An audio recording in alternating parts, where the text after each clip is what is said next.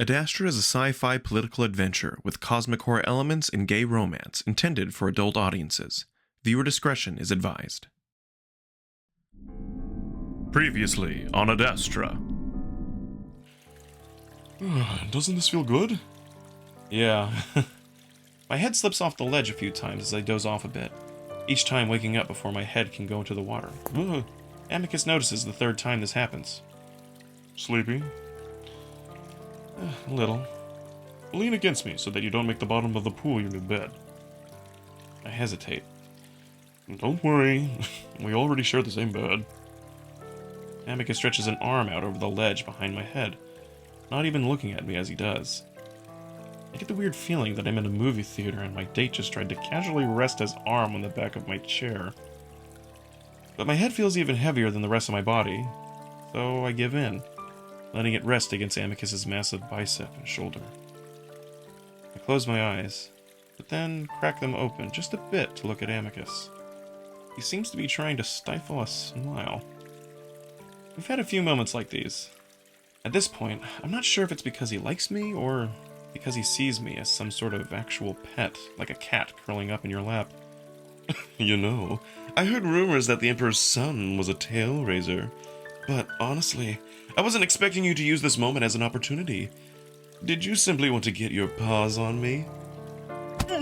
In one smooth, fluid motion, Neferu spins into Amicus, thumping his back into the other canine's front, making the big wolf grunt and puff air into the top of Neferu's head with an oof sound. Neferu leans there against the wolf, holding onto his big paw while the other comes up to tease at Amicus's chin. Amicus looks surprised, but he doesn't do anything to push the jackal away. From what little I learned about Adastran slang on the TV, Neferu had just implied that Amicus is gay. Not to pry too much, but are you gay? Neferu seemed to imply that. Amicus freezes, staring at me. I have a preference for males, yes. He winces right after saying that. I'm sorry, it's just something that's followed me most of my life. I had an incident happen several years back, and it's created a lot of rumors about me. The people aren't very interested in having a tail raiser as their emperor. The wolf looks so dejected, so sad. I decide that I should tell him. You know, I'm gay too. Amicus snaps his gaze back to me, eyes wide. What? I feel my face turning red. I'm the same. I like guys. Amicus squints at me, like he can't quite believe what I just said. Are you making fun of me? What? No, I'm telling you so you don't feel so bad about it. It's fine. Oh. That's, quite the coincidence.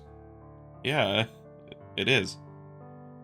Well, thank you for telling me. That isn't easy to do. At least it isn't for me. I'm the same. So, since we're talking about all of this, what was Neferu saying about me? Helping you out with your dick? Is that a pet duty too? Well, yes it is, but again, I would never ask that of you. I shrug. So I just give you a handjob or something? It can involve a lot of things. I mean, if you want to do it, I have no objections, but it's your choice. I laugh, partly at Amicus's expression, and partly because of the absurdity of this entire situation. How about if we win the dance trial? I'll think about it. Sounds fair. IX, Marco, the dance begins in 5 minutes. Please proceed to the throne room doors. Dance trial begins in 5, 4, 3, 2. Presenting Pet Alexios from Moon Amorpha and Pet Marco from planet Semia. Amicus and Cassius reach out one paw, and Alex starts to walk forward on his toes, looking light and sophisticated. I quickly follow suit, trying to sort of mimic his walk. I'd never practiced my entrance with Amicus. I start to wonder if I'm even more underprepared than I thought I was. We stand there quietly for a moment, but then that old voice starts up again. But now it's in a howl. high, wavering, and faint.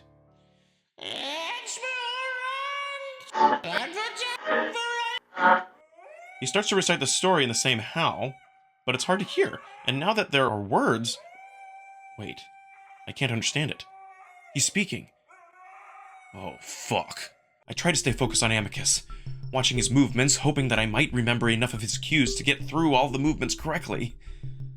My falling apart must be affecting Amicus as well, his brow furrowed in confusion, his movements also becoming slower, more hesitant. Fuck! Finally, we get to Mira's death, and at least I know when this is supposed to happen because I see Amicus reach out dramatically for me. This is the only moment in the entire dance that I feel confident in what I'm doing, and I put everything into my swoon. But so does Alex. Even though Mira's supposed to be gone at this point, Alex reaches up to caress Cassius's face, pulling him in deeper. And they just writhe against each other like that, as if caught in the throes of passion, the movements of their muscles telling me that a lot is going on past those lips. The entire act stuns me, almost making me forget about the disaster that our own dance had been. Cassius turns, carrying Alex with him as he faces them in the other direction, never breaking the kiss. In fact, their groping and grinding getting even more intense. He's giving everyone a good view of what's happening. If the whole idea of the dance is to capture attention and make the story and feelings believable, well, I believe them. And that's when I'm suddenly snapped back to reality as I hear Amicus grunt above me. I'd been so enamored with Cassius and Alex's kiss that I'd forgotten our own. Seeing a preview of what I might have to do with Amicus, though, I blush, steeling myself, getting ready as the wolf starts to lean down toward me, his lips puckered up slightly. I ready my own lips, but then suddenly Amicus turns his head to the side slightly, landing the kiss on my cheek instead. It's soft and fleeting, and before I know it, Amicus is pulled back before gently lowering me to the cold marble below. The trial has been decided. Cassius is the victor. There's a moment of stunned silence. Then the windows untint, and the camera drones lazily drift away up into some ceiling compartment. I'm left standing there, looking around at the others. Can I go change? Sure. Do you want... I don't let him finish. I'm walking as fast as I can to the double doors, knowing that everyone's eyes are on my back as I pause to touch the black panel. Once I'm in the main hall, I'm able to breathe a little easier, starting to feel the anger coming up through the absolute humiliation. I go straight to the bathroom, roughly trying to yank off the stupid dress. It's tight around my neck, and I spend the next minute doing an awkward dance, trying to find the buttons on the back so I can loosen it.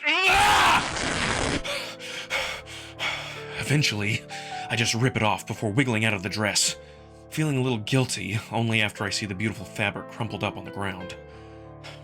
I stand there, breathing heavily, sweaty and hot. I look in the mirror, and I'm a little surprised to see the makeup still mostly intact on my face. Which reminds me, I'm also pissed that the first time I get paraded out to the public, it's in a racist costume and makeup. I get in the shower, letting the hot water run over my face, feeling a little better now that I'm alone with my thoughts, and out of the tight dress. After a good half hour, I finally get out of the shower.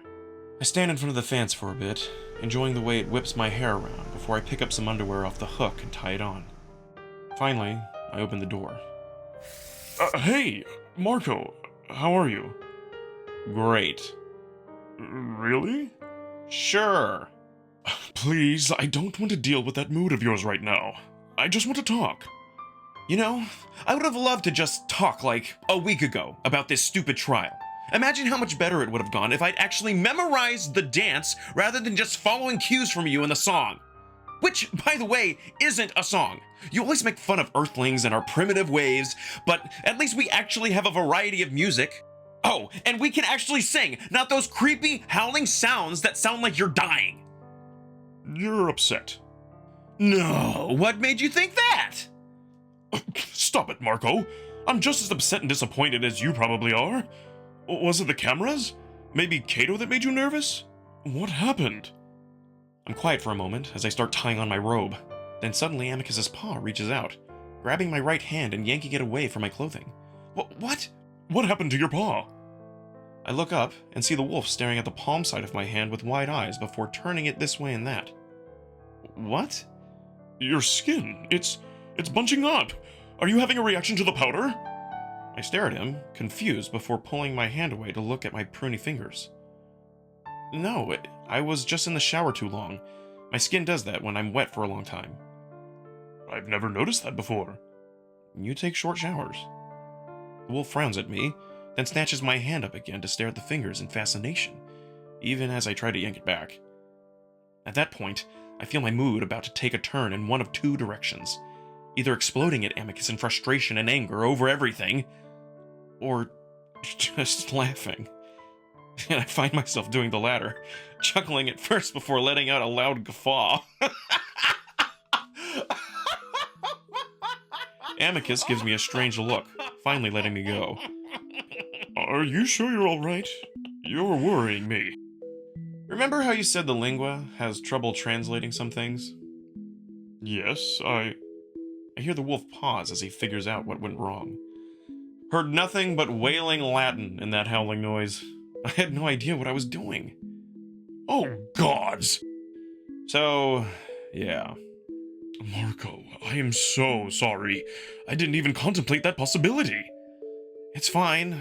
I don't think either of us could have. I mean, I've listened to music from the Cats before, and I've never had an issue with lyrics translating. I guess at least I'm keeping up the dumb, primitive ape act, right? I have to say that although you are a very kind, intelligent person, you're very frustrating when you get into these moods. Frustrating? Just so gloomy and self-defeating. You remind me of Cassius sometimes. Since when is he self-defeating? He seems pretty full of himself to me. You don't know the real Cass. He very much dislikes himself. Also, don't compare me to your brother. I really don't want to be thinking about him right now. I'm just saying, I prefer you in lighter spirits. It suits you more. I'll work on it. A long silence goes by, and with the way that Amicus is shifting around, I can tell that he wants to ask me something. What is it? Well, I guess that little celebration is out of the question now. The dinner? I sit up suddenly, giving him an incredulous look. Seriously? Whoa, I was just kidding. We just lost the trial! You're one trial away from losing the emperorship, and you're seriously thinking about that? I was just having a bit of fun. No, you want a pity handy. It's not like I need you to do it. I can get the job done myself. Then do it! I will! Amicus sits there huffily, not making eye contact. Sorry, I've just got a lot on my mind, obviously.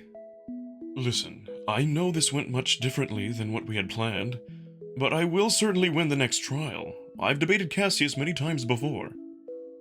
Do I have to do anything? Other than watch? No. When is it? 2 weeks from now. You better win. I will. And I might still... I make a jacking motion in the air. Later on, I'm just not in the right state of mind right now. I understand. It was too early to make light of things. Though, maybe we could do something else that would make us both feel better? Something else? Yes, like, I could just hold you? Amicus's voice gets uncharacteristically high on the last word. Hold me. Why would you want to do that? Well, companionship is part of pet duties, and holding or embracing is often how it is expressed. It might also be comforting to you, considering how stressful the past few hours have been. Again, that hopeful look. And again, I actually feel bad for him. How lonely do you have to be to just want to cuddle someone? But at the same time, I want to. I might not want to admit it, but I've also been lonely these past 3 weeks, emotionally and physically. I sit down in his lap, a little awkwardly at first as I wobble around, then finally settle on turning sideways, knees drawn up as I lean my shoulder against his chest. Amicus pauses, then wraps his arms around me. Then he tucks my head under his chin, and just like that, I'm surrounded by his warmth, the cold that had started to bite at my bare skin dissipating immediately. I feel a little thrill in my chest at the feeling of having this wolf So large and powerful. Hug and cuddle me so gently. Something about this is so nice. Is this all right? Yeah, this is fine. I blush, embarrassed at how much I'm enjoying this. Amicus rubs his chin down against the top of my head, and I hear him inhale. I suppose this isn't a normal thing to do on Earth? Well, it is if you're dating someone. It's not a usual thing with friends, though. Ah. What is dating on your planet? Just asking someone you like out on a date. Basically, it just means that you like that person and you want to know more about them, and dating helps you do that. Ah, this sounds fairly casual. So, how does one initiate dating? I don't know, just ask them. Give them flowers if you're old-fashioned, but it is pretty casual, honestly. Why are you so curious? I always want to be careful about your boundaries. It's easier when I understand your culture better. I lean against the wolf, realizing that even though I'd made a complete fool out of myself just half an hour earlier, I feel fine. I kind of hope that this isn't the last time we do something like this. Knowing Amicus, it likely won't be.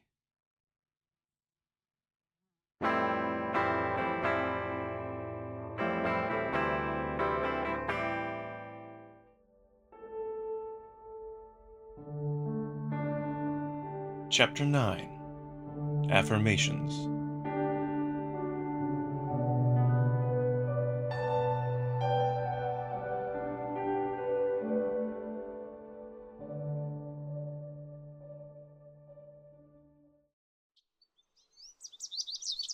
It's a few days later when I'm finally able to hang out with Alex like we'd planned. Cassius had stepped up his campaigning over the past several days as his chances of becoming emperor increased. So did Amicus after his decreased. The difference being that Alex often found himself going on campaign trips with the White Wolf, while Amicus always left me behind. I think Amicus had picked up on the fact that I don't like being out in front of so many people after the whole dance incident. Still, he promises me that when he wins the next trial, we'll go out to the city to celebrate. For now, though, I'm happy to stay in the gardens with Alex, enjoying a quiet midday meal as we both talk and sip our tea. Honestly, they should have us redo the dance if your lingua wasn't translating. Was yours?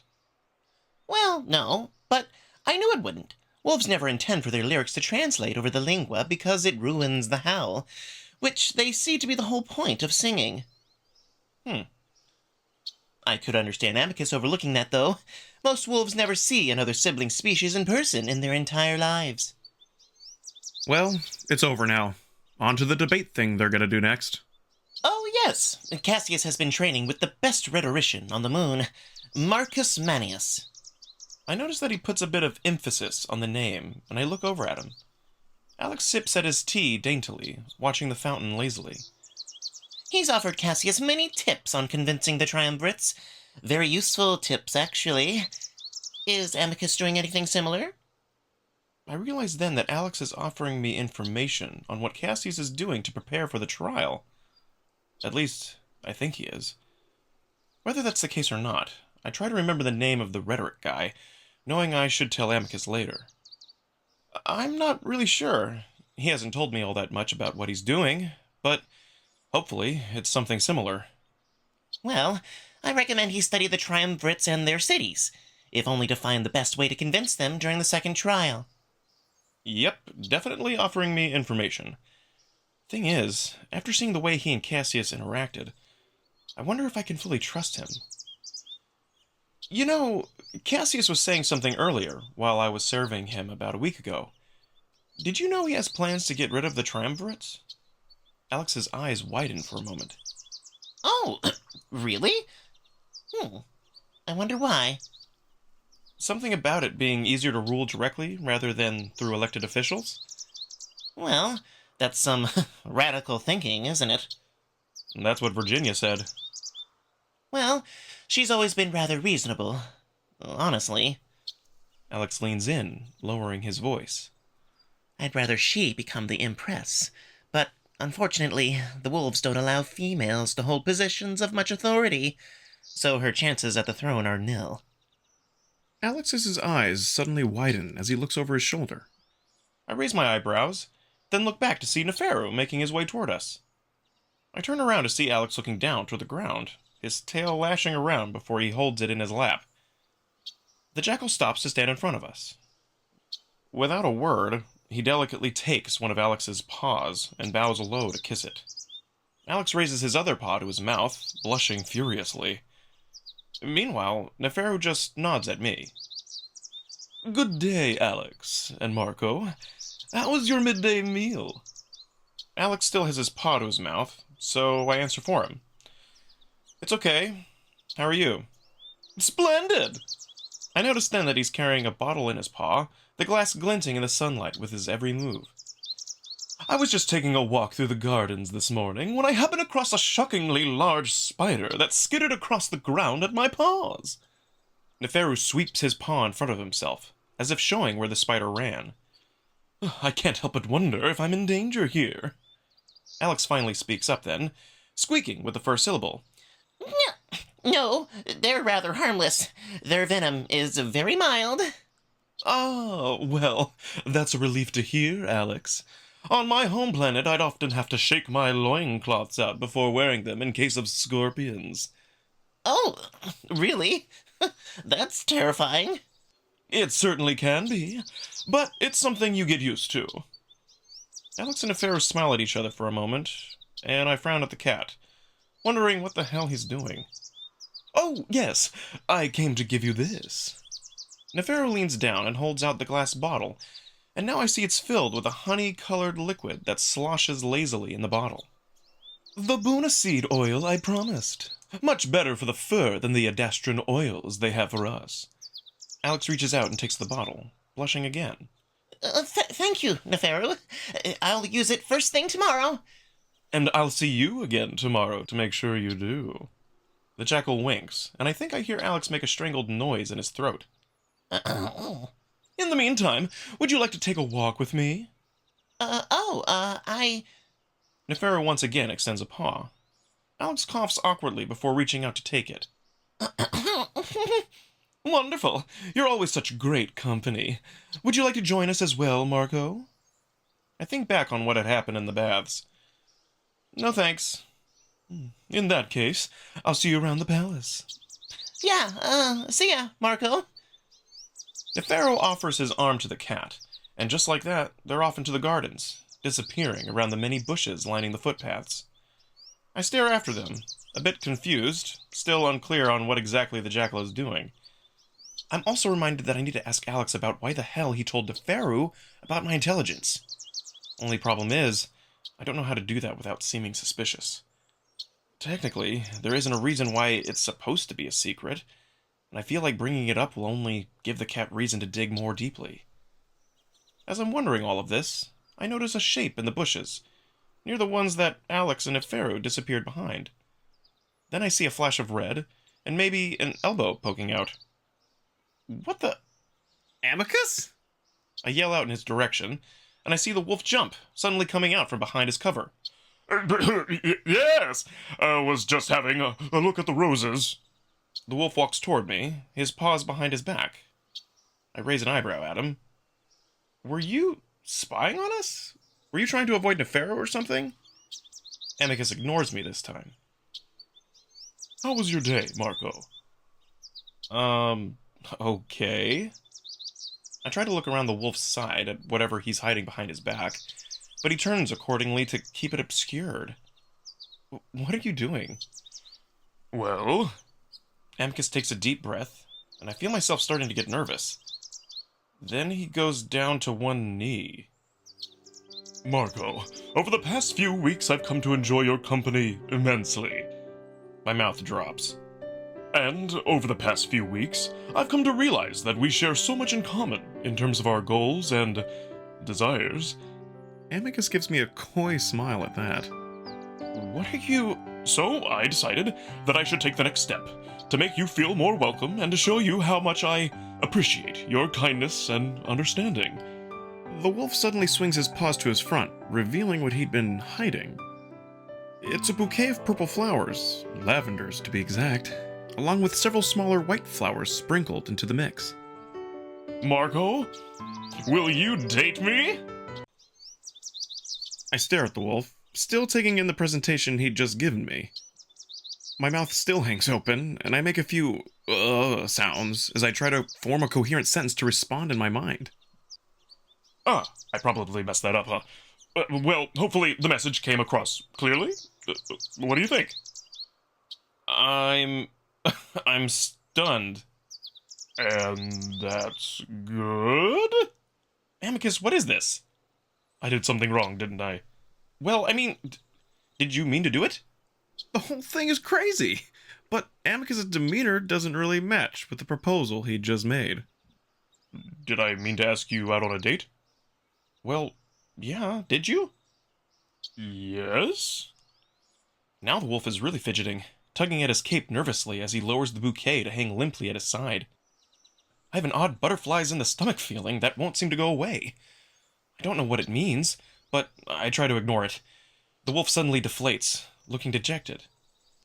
Did I pick up the incorrect meaning? I clear my throat, trying to gather my wits. What, do you think dating is? Well, what you told me.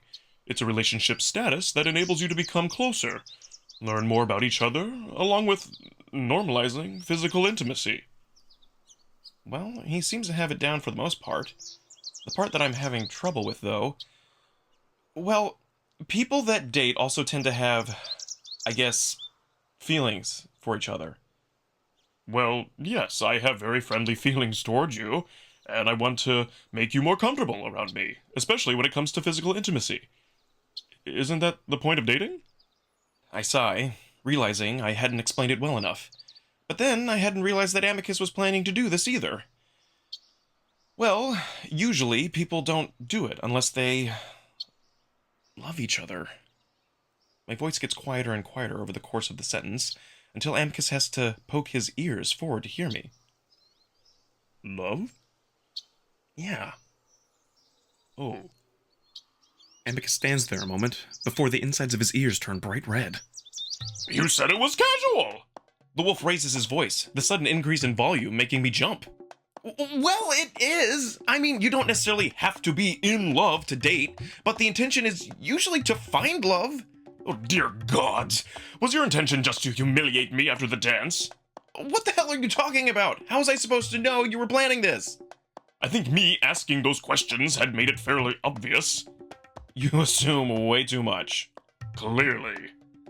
The wolf tosses the bouquet to the side, letting it land on the bench before it rolls off to the ground. Amicus slumps onto the bench next to me, his ears still red. I let him grumble to himself for a minute or two, wanting to let him cool off from the initial embarrassment. Then I reach up to rest a hand on his broad shoulder. Sorry, I didn't mean to embarrass you. Besides, how are you supposed to know? It's an Earth thing. Amicus waves a paw. It's fine. Like you said, I assume too much. I lean over to pick up the bouquet, seeing how the flowers just kind of looked bunched together. You make this yourself? Well, yes. The garden has many flowers. It smells like you. Yes. It looks good. Thank you. We sit quietly for a few more minutes, as I pretend to examine all the flowers in the bouquet. So, it's either friendship or love with humans? No physical intimacy unless you're bound to fall in love? What do you mean? Like this dating culture you have. You were interested in giving me that sexual favor. Does that mean you're also interested in love with me as well? I blush. Well, not exactly. Didn't you say dating allows for more intimacy?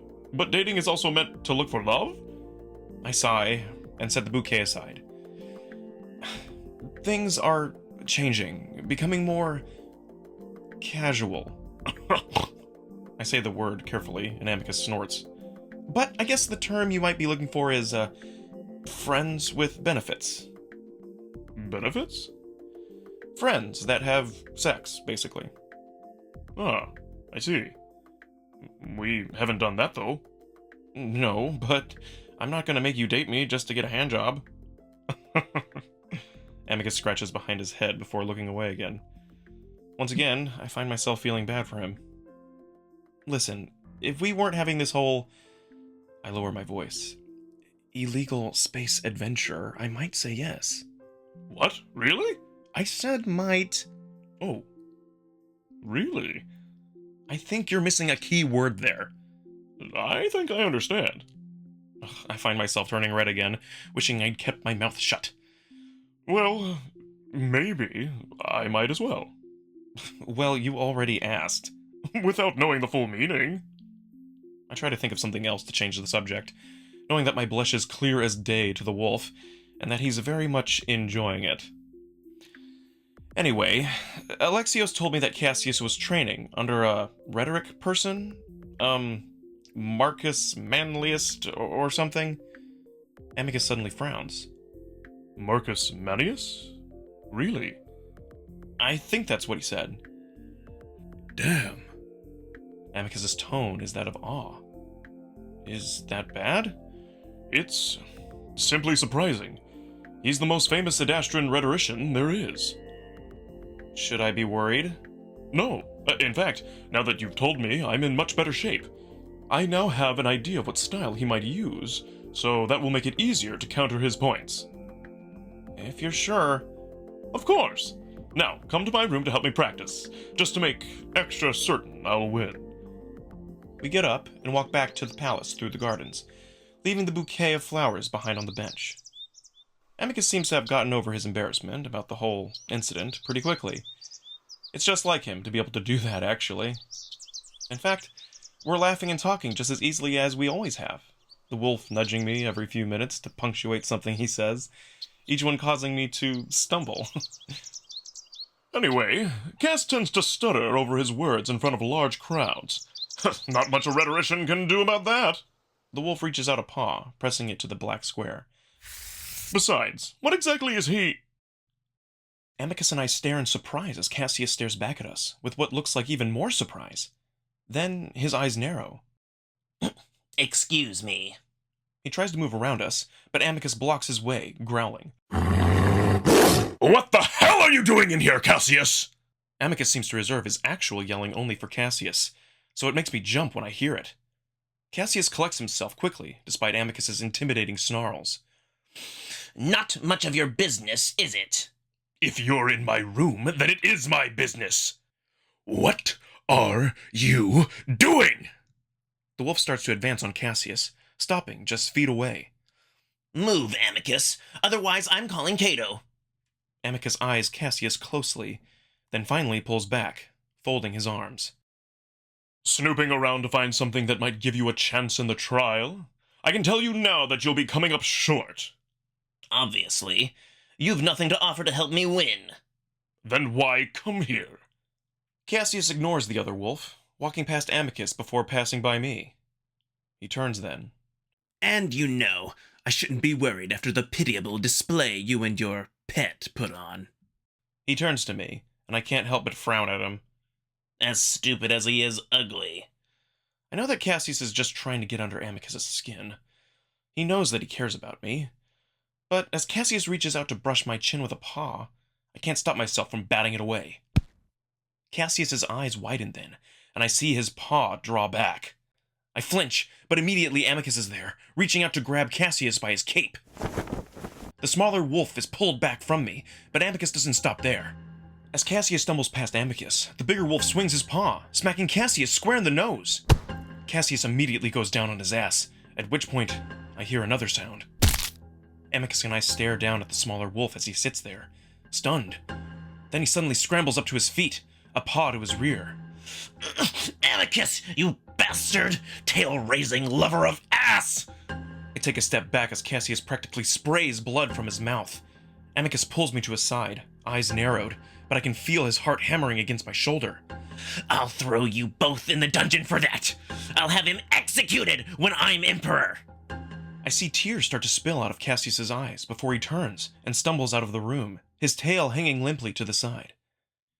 Amicus and I stand there for a long time after he leaves, the silence almost oppressive after the loud fight. A few minutes later, Amicus is flat on his stomach, looking under his bed as he mumbles something under his breath. I stand awkwardly off to the side, watching as he sweeps a paw underneath, as if feeling for something. "What are you doing?" Amicus grunts as he gets to his knees, then stands up, looking up at the ceiling as he turns in a slow circle. Looking for whatever Cass might have been doing. "You know what he was doing?" I have my suspicions. "Which are—" Amicus stops his turning and looks at me, folding his arms. Well, I'm not sure, but a recording device possibly, or he was just snooping for information. "Can we just ask Calm?" No, his capabilities are very limited despite what his intelligence might suggest. He doesn't record our activities specifically so we can't spy on each other. Rules put in place millennia ago. I sigh and look at the door, still feeling a little shaken up at what had just happened. "Why can't you lock the door or something?" Amicus shrugs. That's something only the Emperor can do. Again, rules that have been in place for a very long time. "That doesn't seem safe." Well, only the most trusted are allowed in the palace after all, which tends to only be family. "Aside from Neferu." Aside from him, yes. "You don't have much freedom for being the Emperor's son." You just noticed? Amicus huffs and stands in the middle of the room, his arms folded, a deep frown on his face. "He was probably just trying to find out what you're planning for the next trial. We know some stuff about him already." Amicus continues to look concerned. "What is it?" I just Amicus lowers his voice. worry it might have something to do with you. After what he said as he was leaving, it's left me uneasy is all. "Oh, yeah. That thing about executing me. I haven't had time to think about the possibility of someone on the verge of near absolute power wanting me dead yet. Do you think he was serious?" Amicus is quiet for a moment. No, but obviously I'm not going to assume he wasn't. I won't even give him a chance at the emperorship now. I frown. "And you were going to before?" No, I'm just going to make extra sure now. I'm quiet, deciding to sit on the bed instead. I don't like that this situation has become a lot more serious than it already was. After a moment, Amicus comes to sit next to me, the depression he creates in the mattress forcing me to lean sideways into him. He wraps an arm around me. Don't worry about it at all. He has no chance, and besides, I wouldn't let him touch you. How would you be able to do that if he's the Emperor, though? Well, I'm also his older brother. Some relationships don't change, even if the official ones do. I stay quiet, unconvinced. Anyway, it would look awfully bad on his record. He just let his anger get the best of him. He'll quickly forget about the matter with the next trial coming up. Amicus squeezes me. And this is all assuming he'd win. He won't. That's what you said last time. And we had an unforeseeable mishap last time. There isn't much possibility for one of those to happen in this trial. We sit there a while longer, Amicus rubbing my shoulder with his paw. Despite my rising anxiety, it's comforting, and before long, I'm leaning my head against his shoulder. A week later, Amicus and I sit in the gardens, enjoying the cool, fresh morning air. "So, what's your main argument?" That Adastra has been on a steady rise politically and economically since the beginning of the Ad Astra policy era. Why take steps backwards when we're so clearly moving in the right direction? And Cassius? That Adastra's decline over the past few hundred years is due to that policy. Instead of looking outward to the children and other siblings, we should instead be looking inward to better ourselves. Amicus scratches his nose. Well, that's the basics anyway. Obviously, there is much, much more to it. So, how are you going to counter that argument? Seems like a pretty good one to me. If the wheel of your chariot is caught on a stone, does that mean the campaign should be turned around and ended? He looks at me, and I just stare back. Well, the answer is no. You simply need to give it a push. In other words? In other words, the downturn over the past 200 years is simply a stone in the road. Why throw away 10 millennia of progress due to a few centuries of light hardship? Besides, it was completely predictable. The war with the Chemians and the resulting end of diplomatic relations with most of the other siblings caused it. We certainly can't have any leverage in the galaxy when the only siblings speaking to us are the cats. If we can fix those relations, we could be well on our way to prosperity again. Well, that and unstunting your children. Yes, that too. Which I still can't believe you did. Again, it wasn't me. Anyway, that will also be part of my argument. Upraise the children fully, as the partial uplift programs are now clearly a failure. And in the slavery. And consider the debts repaid, yes. Debts that didn't exist in the first place, sure. Listen, Marco, I have to use very careful language so as not to upset the people, not to mention the triumvirates. Feelings are sensitive at times like these, and must be considered despite how tedious or untrue it can be. Amicus is right. The wolves are very sensitive when it comes to their culture and history. I'm starting to realize that their hubris is probably their biggest downfall. I lean back on the bench, starting to feel a little sweaty under the rising sun. Isn't that going to be Cassius's whole thing, though? Appeal to their feelings, throw out the etiquette, and get straight to the point? Possibly, but I'm confident my composure and consideration will win over the triumvirates. You ever considered not being so confident? Maybe preparing for the worst? I'm confident that I'm prepared for the worst. I roll my eyes, and Amicus glares at me. I don't understand why you're so insistent on projecting yourself onto me. Just because you aren't sure of yourself doesn't mean that I should be the same. I frown. Ouch. Sorry, but I strongly believe in what I'm doing. How can I ever be an emperor if I'm not sure that what I'm doing is right? Sure, but all I'm saying is that you might not always be right, and you need to be prepared for that. Trust me, I'm learning as I go, and after the last trial, I'm preparing for everything. How are they even going to choose the winner? Wouldn't they just pick who they agree with most? Technically, no. They're supposed to choose the best performance, the most convincing and dramatic. How very woven. Mm-hmm. So, you just have to convince a majority of the triumvirates? Well, yes, but Cato's vote holds twice the power of a triumvirate vote, so I need at least either 4 triumvirates or 2 triumvirates plus Cato. And what are Cato's beliefs? Amicus shrugs. He doesn't talk about them much, but again, it shouldn't matter. He's certainly right about Cato not talking much about himself. But that tends to be the way everyone is around here. I can tell Amicus isn't all that interested in talking about this, though, so I try to think of something else. What started the war with the Chemians, by the way? Their ambitions got the best of them. They began to interact with some of our abandoned children, some of which were very close to Adastra. Oh, is that illegal or something? Well, technically not, if they're abandoned. But it's never really happened, considering if a species is abandoned, then that's a signal to other siblings that the race is unupliftable. So they weren't breaking any rules? But even if they weren't breaking laws, they were clearly provoking us by uplifting races just a few hundred light years away from our moon. They are an arrogant people. Neferu seems nice, always polite. Amicus smirks. Well, that's how they often get their way. A facade of niceties to pull you into their trap. Either way, the war was a draw despite their technical advantage. Wolven tenacity beats Chemian tech any day. Despite Amicus's more progressive views on things, he's not immune to Wolven hubris either, it seems. But I'm not in the mood to argue with him about that.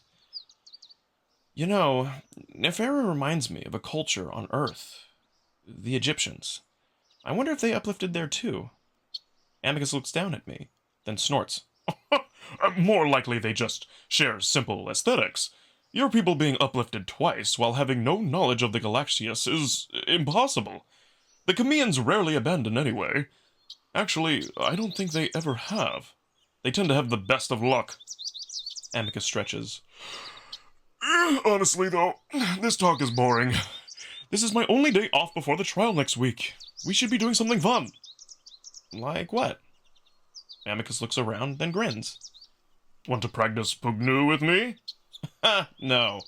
Oh, come on. I know Amicus would go easy on me, but I really don't feel like getting sweaty and exhausted right now. Why don't we just go to the island and have a picnic again? Oh, yeah, great idea. Amicus grins and hops up, already making his way to the beach as he calls out to come to get the food ready. With a sigh, I get up and jog after him toward the sightseer. I stand on the beach, hands on my hips as I look out at the sparkling lake, the breeze that's coming off the water cool and soothing. Adastra City sparkles in the distance as well, making the tall structures look like they have a glass or crystal coating. I look back at Amicus, the wolf in the process of spreading out a blanket under the shade of the trees. You sure Cato isn't going to kick your ass for doing this again? I see the wolf's ears flick down for a moment. That was for missing an appointment. I don't have any today. I resist telling Amicus that it was about much more than a missed lesson, and instead I walk over to help him spread the blanket out more evenly. Thank you. Now, shall we eat? Amicus pulls the cloth off the basket, revealing tightly packed and covered plates, along with bottles of wine and Verdi. This time, the food is a selection of wraps full of meat and cheeses, along with chilled, salted cucumbers. Amicus splays out in that luxurious Roman way as he pulls his plate of food up next to his chest, immediately stuffing a whole wrap in his muzzle. I'm a bit more dainty, instead sitting next to the wolf, cross-legged, as I nibble at my own wrap. We eat in silence for a little while, Amicus gobbling up the majority of the food like always. I notice the wolf drinking more wine than he usually does, probably because it's his day off. After taking a particularly large swig, he points at my legs. I don't know how you're comfortable doing that. Looks like hell on the knees. Well, laying down like you are actually hurts my neck. I don't know how you do it for so long. I rub the left side of my neck as I say that, then carefully uncork the bottle of Verdi. Cato's the same way, but he's old. I take a sip of the cold drink that I've come to really like over the past few weeks. Speaking of Cato, who exactly is he? How did he become the acting emperor? I try circling us back around to the conversation we'd had earlier, wanting to know more about the wolf that's apparently ruling all of Adastra right now. Oh, well, he was father's friend since childhood. He was the imperial legate during the Crimean War. Is that an important position? It's the highest rank in the military. Aside from the emperor, of course. He's credited with preventing outright defeat. Huh. Must be kind of weird for him to have Neferu walking around in the palace. Another reason I wonder why Virginia brought him to the palace. Cato's scars aren't just physical. Physical? I take it you've noticed the visor, yes? Well, he lost an eye and part of his skull during the war. Eventually, the other eye failed as well, and he had to go to our parent to have mechanical vision installed. Anyway, Neferu was born decades after the war, so I doubt Cato holds anything against him specifically. Is he alright with the alliance thing? Knowing this about Cato makes me worry that he might not agree with Amicus on one of his most controversial policies. I doubt that. But I think he understands it's necessary if we're to begin re-establishing relations with the other siblings. I feel my stomach turn a little as I realize we might be disadvantaged in this trial as well. Amicus, what's going to happen if you lose this next trial? Again, don't worry. I know you don't think it can happen, but if it does, what happens to me? Amicus frowns at me, a meat wrap halfway to his face before he sets it back down. First of all, I won't have you worrying about Cassius's words. What he said was out of anger. And besides, I'll have measures in place to stop it from ever happening. What measures? I'm not fully sure of that yet, but I will have them in place by the time the next trial comes. Very good measures. And aside from that, what do I do next? Amicus thinks. Like I said before, I'll ensure a way home for you. The problem is the illegality of you being here. The more people who know about it, the more likely a monitor may be alerted to what happened. I need to be very careful about who I let know about the situation. Okay.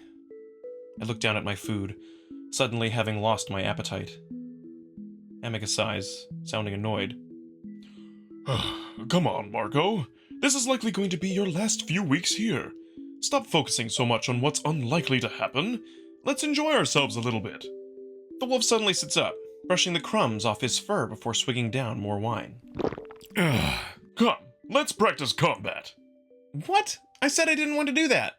Well, since you're so worried about Cassius, I'll teach you a few tricks to take him down. Take him down? Well, I don't trust him to keep his paws to himself now. So if he ever tries to take advantage of you while I'm not around, you can at least hold him off long enough to get away. Yeah, and that won't make everything worse. Well, after what happened a few days ago, I suppose it can't get much worse. I slowly get to my feet, straightening out my robes. I'm not so sure about that. Besides, we just ate. Amicus laughs. It's not like you're Cato. I think I'll be able to keep my food and drink down. What about me? I'm not going to hit you or anything. Amicus squares his stance, standing in the sand off to the side of the blanket, still in the shade. I sigh, recognizing that Amicus is in one of those moods where it's hard to talk him out of doing something. I walk over to stand in front of the wolf, my arms folded. And about Cato, I could probably beat him in a fair fight. He just caught me by surprise that last time. I pause, then raise an eyebrow. What do you mean? I mean, he started fighting no holds barred without warning. I'd have given him the business if I'd known he were going to do that. Hey, I don't think of you any less for losing a fight. To an old man. Amicus furrows his brow, the way he does when he's realizing that I'm teasing him. I'm serious. So am I. I mean, you almost had me that one time in the spaceship. You're a real force to be reckoned with. It's not smart to tease a wolf before a fight, human. I'm not teasing. Mm-hmm. And kicking an unsuspecting man in the balls isn't exactly a win in my book. It isn't mine. Clearly. Speaking of which... Amicus suddenly steps forward, thrusting his knee up at my crotch. I can only watch in horror as it comes up fast, stopping just an inch from my groin. We both stand there for a moment, before I gasp and stumble back, holding my nuts even though Amicus didn't make contact. Oh, what the hell? If you don't want Cassius to hold broken bones against you, go for the genitals. That should be enough to stun him. This goes for anyone else who might try to attack you. Annoyed, I make as if to do the same to Amicus, but he's already blocking. Haha, yes, like that. Though try to be a little more subtle. You telegraph your moves far too much. I stop struggling with the wolf, breathing heavily. Fine. Then, as Amicus starts to drop his guard, I try to swat him in the crotch. He snatches up my hand immediately. Ah, better, Marco. Though you should probably try something harder than a flowery slap. I try to shove the wolf away, but he steps to the side and gives me a shove as well. I trip over something, and it's not until I'm on my ass that I realize he'd stuck his foot out behind me. I look up at Amicus as he stands over me, the expression on his face showing me that he's trying very hard not to laugh. Tangle up his feet, and you should be able to send him to the ground fairly easily. If he breaks any of his bones from the fall, then at least you can't say you did it intentionally. Amicus reaches down with a paw to help me up. I take it, and he pulls me up easily, almost lifting me off my feet. This is great and all, but I don't see how this is going to help me. I wasn't even the one that broke his tail, and he wanted me killed. Again, with me standing in his way, he won't ever get the chance to try anything, if he even intends to. This is only to give you a chance to get away from him. Amicus brushes the sand off my robes. Besides, this is useful in any situation, not just for Cassius. Amicus chokes on his last syllable as I ram my shoulder into him, grabbing at his legs to try and trip him up. Kind of like I saw Cato do to him in the amphitheater. Obviously, someone as small as me going up against a hulking wolf like Amicus is bound to fail, but the wolf does stumble back a few steps. Hey! Amicus chuckles, and I feel him let himself fall backwards to the sand.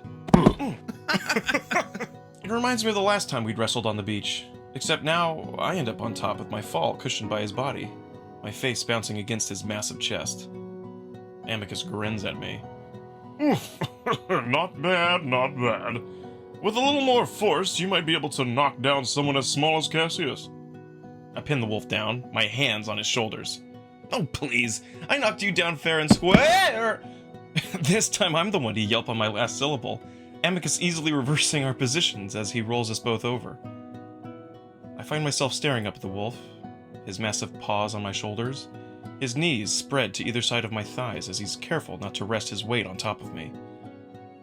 He grins down at me, chest heaving for breath as his tongue dangles out his muzzle a bit, the way it sometimes does when he's buzzed, giving his grin a dopey quality. He's hunched over me to the point where his tongue almost touches my nose. Although I try to keep my face in a scowl, I can't stop the smile from coming through, and pretty soon I'm laughing a little. I'm about to tell Amicus that this whole thing is hardly fair when he leans down fully, pressing his lips to mine in a kiss. I gasp in surprise, but it's through my nose as my mouth is sealed to his.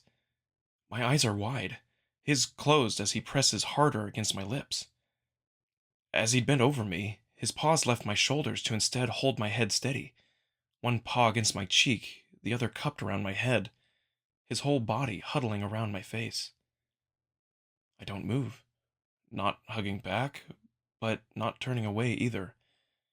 Instead, I just lay there as I feel my heart skip a beat, the feeling of the big, strong wolf crouched over me, kissing me, sending a thrill from my chest down to my crotch. The wolf's broad, cold nose twitches against mine before a hot huff of breath escapes it and washes over my face.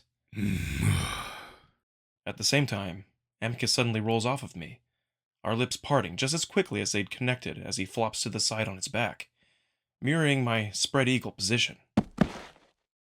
We lay there next to each other, my heart hammering as I listen to the wolf breathing heavily next to me. Aside from that, the only other sounds are the waves washing up against the shore a few dozen yards away. A few minutes pass in silence as I wait for the wolf to say something. He doesn't, and finally it gets to the point where I have to say something. So... Amicus responds instantly with an innocent, inquisitive grunt. What was that? That? Oh, the kiss? Yeah. Just thought I owed it to you after Mira. I botched it during the performance, after all. The wolf sounds distant, distracted, like he's not paying attention to me. I finally prop myself up on an elbow, looking directly at Amicus now. Really? Like a child, Amicus looks away toward the lake, not saying anything.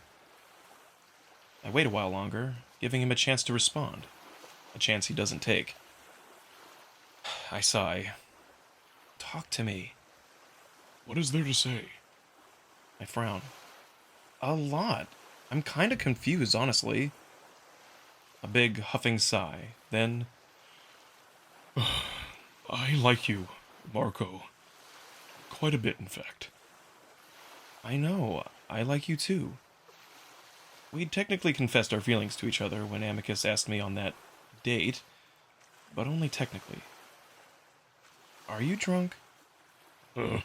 Maybe a little, but I knew what I was doing. More silence. Amicus. Could you look at me? Amicus's ears go flat. Then he slowly turns his head toward me, but his eyes are down, looking at my chest rather than my face. I think about making a "my eyes are up here" joke, but I know it'll fall flat with him. Listen, we've already sort of talked about this. The problem is the situation we're in. It makes the whole dating thing impossible. I see Amicus smile at the word, then frown again. I know. But if we feel the same, why not be a little closer? I know you'll have to leave soon, but that doesn't mean we can't enjoy the time we have together.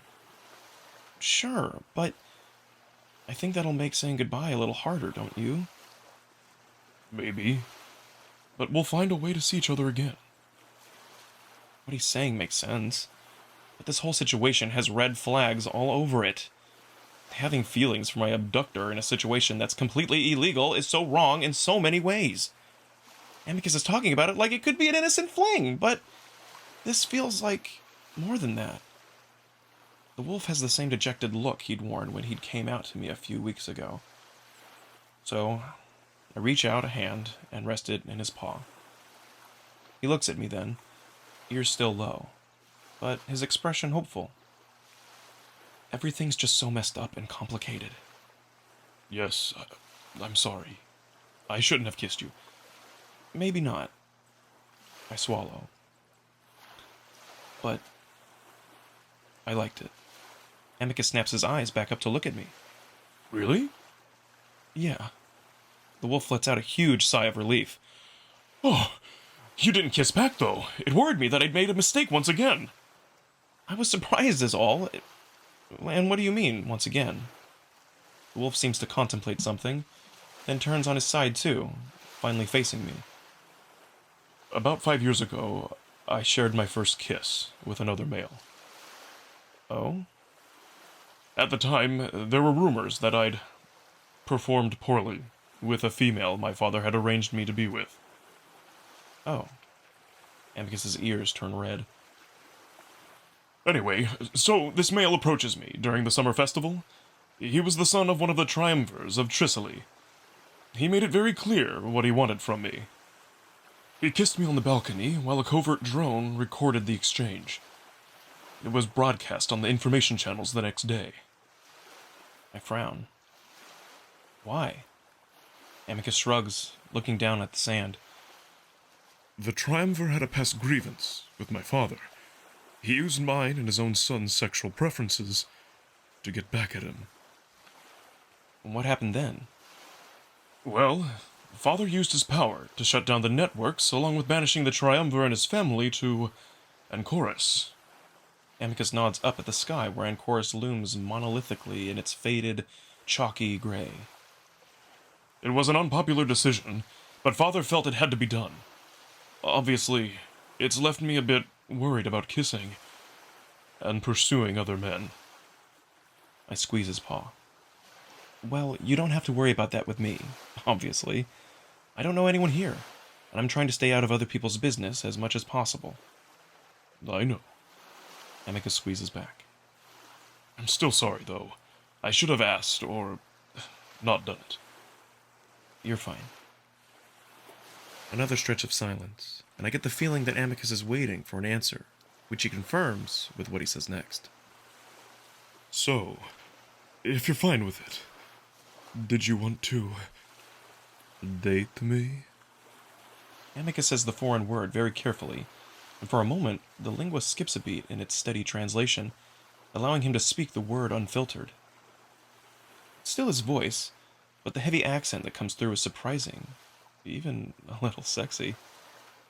I know I should say no, though, the red flags fluttering ominously around our precarious, even dangerous situation. I'll think about it over the next few days, then let you know. Amicus smiles a little. Okay. But you need to be focusing on the trial, so no thinking about this while I'm deciding. Of course. I groan inwardly as I realize I've just added another distraction to the wolf's goal of becoming emperor. You promise this won't distract you? Definitely not. I give the wolf a look of disbelief, and he responds with a glare. Marco, I've wanted this my entire life. I know it might not have seemed like it earlier, but I'm taking this very, very seriously. And I won't be a distraction? Of course not. In fact, I think it would be rather positive for me to know that you return my feelings to some degree. It gives me even more confidence. Oh God, no. Hey. Amicus sets a paw on my shoulder, and it looks like he wants to lean in and kiss me again. But he doesn't. Thank you for understanding, and for putting up with me. I have a good feeling about, well, everything now. I don't know how much I agree, considering our situation is causing us so many problems, but I set my hand on his paw anyway. Sure.